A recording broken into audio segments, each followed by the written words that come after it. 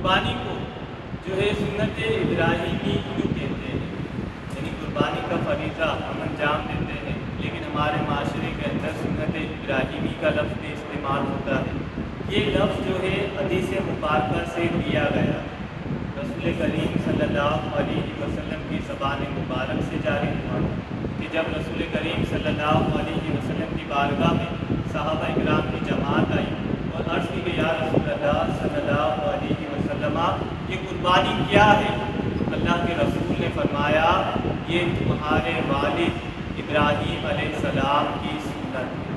یعنی حضور علیہ السلام نے قربانی کی نسبت ابراہیم علیہ السلام کی جانب کر دی، کیونکہ قربانی کا آغاز موجد حضرت ابراہیم علیہ السلام تھے کہ ابراہیم علیہ السلام نے ہی قربانی کا آغاز کیا۔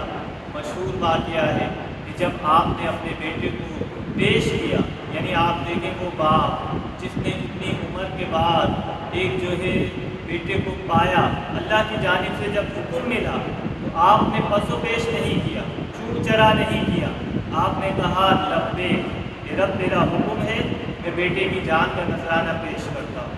اور آپ نے بیٹے کی گردن پر چھری رکھ کر یہ پیش کر دیا کہ مومن اللہ کے لیے اپنا سب کچھ قربان کر سکتا ہے۔ اور یہی جذبہ ہمارے اندر ہونا چاہیے، ہم اللہ کے لیے سب کچھ قربان کرنے والے بن جائیں۔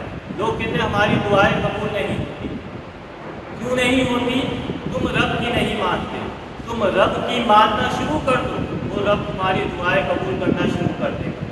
لیکن ابراہیم علیہ السلام کو رب نے کہا ابراہیم آپ کو اپنے بیوی بچوں کو بے آب و بیانہ جگہ پر جو یہ چھوڑ کر آنا ہے۔ ابراہیم علیہ السلام نے کہا لبیک۔ ابراہیم علیہ السلام کو رب نے کہا اے ابراہیم آپ کو نار نمرود میں جانا ہے۔ ابراہیم علیہ السلام نے کہا لبیک، یعنی میں حاضر ہوں۔ رب نے کہا ابراہیم تجھے اپنے بیٹے کو ذبح کرنا ہے۔ ابراہیم علیہ السلام نے کہا لبیک، میں حاضر ہوں۔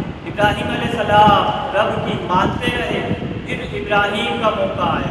اب ابراہیم علیہ السلام رب سے کہہ رہے ہیں اے رب جہاں میں نے اولاد کو چھوڑا ہے اس شہر کو آباد کر دیا۔ رب نے اس شہر کو آباد کر دیا۔ اب ابراہیم نے کہا اے رب جو آخری نبی تو بھیجنے والا ہے اسے میری آل میں بھیج۔ رب نے ابراہیم کی یہ دعا کو بھی قبول کر لیا۔ کہا اے رب جو میں نے یہ گھر تعمیر کیا ہے اس کو آباد کر دے۔ رب نے اس گھر کو آباد کیا اور کہا ابراہیم تو صدا لگا۔ ابراہیم علیہ السلام نے صدا لگائی۔ رب نے فرمایا ابراہیم مجھے میری عزت کی قسم جس نے تیری صدا پر لبیک کہی ہے وہ اس وقت تک نہیں مرے گا جب تک کہ اس گھر کی زیارت نہیں کرے۔ یعنی ابراہیم علیہ السلام نے جب رب کی ماننا شروع کی تو پھر رب نے بھی ابراہیم کی ماننا شروع کر دی۔ آج ہم بھی رب کی ماننے والے بن جائیں۔ خدا کی قسم دنیا میں ہی اس رب کے جنگوں کے نظارے ہمارے سامنے ہوں گے۔ ابھی آپ کے سامنے عامر قذافی کا واقعہ رونما ہوا، لیکن ایک شخص کے لیے پورا سسٹم بے بس ہو گیا۔ جہاز کئی مرتبہ اڑان کر کے واپس آیا اور بالآخر اس ایک شخص کو لے جانا پڑا۔ کیوں؟ کیونکہ اس نے اللہ کی مانی تھی، اللہ کے لیے گھر سے نکلا تھا۔ جب بندہ اللہ کے لیے نکلتا ہے رب تبارک و تعالی اسے جو ہے محروم نہیں کرتا ہے۔ ابراہیم علیہ السلام نے جب اپنی بیوی بچوں کو اس مقام پر چھوڑا جہاں نہ پانی تھا نہ زندگی کی کچھ حیات کی علامت تھی، تو آپ کی زوجہ نے کہا ابراہیم آپ ہمیں یہاں چھوڑ کے جا رہے ہیں۔ ابراہیم علیہ السلام خاموش رہے۔ جب 2 سے 3 مرتبہ یہ سوال کیا تب زوجہ نے کہا اللہ کا حکم ہے؟ آپ نے فرمایا ہاں۔ تو آپ کی زوجہ نے کیا فرمایا؟